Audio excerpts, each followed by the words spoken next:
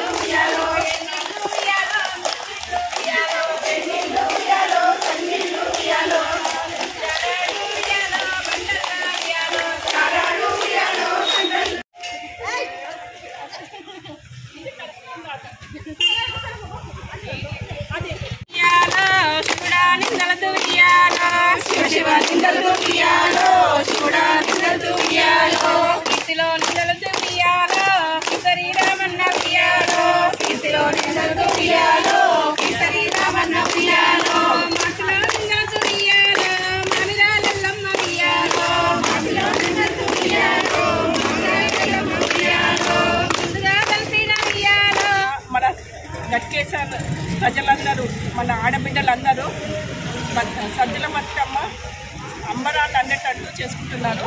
వాళ్ళందరికీ సద్దుల బతుకమ్మ శుభాకాంక్షలు. బతుకమ్మ అనేది ఎప్పటి నుంచో అసలు నిజాం ప్రభుత్వం నుంచి వచ్చినది బతుకమ్మ, ఇప్పుడేం కొత్తగా వచ్చింది కాదు. బతుకమ్మను అసలు ఎందుకు ఆడతారంటే ప్రతి ఒక్క పువ్వు ఈ కాలంలో వస్తుంది కాబట్టి వర్షాకాలం అనేది మనకు చాలా ఆ రోజు నుంచి అయినా కానీ మన పెద్దవాళ్ళు ఒక్కొక్క పండుగ ఒక్కొక్క తీరుగా పెట్టిర్రు అనమాట. బతుకమ్మ కూడా ఎందుకు పెట్టిర్రంటే ఒక్కొక్క పువ్వు ప్రతి ఒక్క పువ్వు ఈ కాలంలో వస్తుంది కాబట్టి అందరు కలిసి ఆ పువ్వులతోని ఆ సువాసనతోని మొత్తం ఆటపాటలతోని మళ్ళీ ఈ కాలంలో చాలా మజ్జుకుంటారు. వర్షాలు పడి అందరు ఇంట్లో ఉంటారు కాబట్టి బయటికి రావాలని చెప్పేసి అందరు కోలాహలంగా ఆడాలని చెప్పేసి ఈనాడు కాదు అసలు అప్పుడైతే 9 రోజులు ఆడేవాళ్ళు. ఇప్పుడు మటుకు 2 రోజులు ఆడతారు కానీ కొన్ని ఊర్లలో మటుకు 9 రోజులు ఆడతారు. గట్కేసర్ అన్ని ఊర్లలో ఆడుతుంది కానీ ఇప్పుడు మళ్ళీ ప్రారంభించినాము. ఎప్పుడైతే తెలంగాణ ప్రభుత్వం వచ్చినప్పటి నుంచి బతుకమ్మ అనేది మళ్ళీ అదేంటి చాలా కోలాహలంగా చేసుకుంటున్నాం.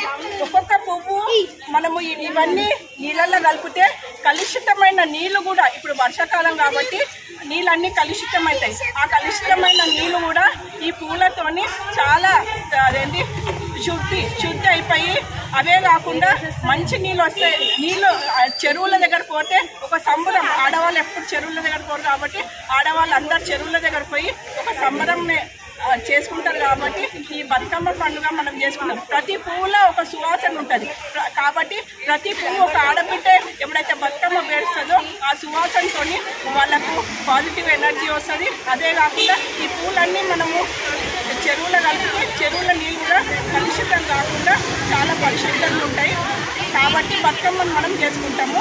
ఈ బతుకమ్మ పండుగ నా తరఫున నేను కౌన్సిలర్ గట్కేసర్ కౌన్సిలర్ తరఫున మన గట్కేసర్ ఆడపిల్లలందరికీ మరొకసారి సద్దుల బతుకమ్మ శుభాకాంక్షలు తెలుపుతున్నాను.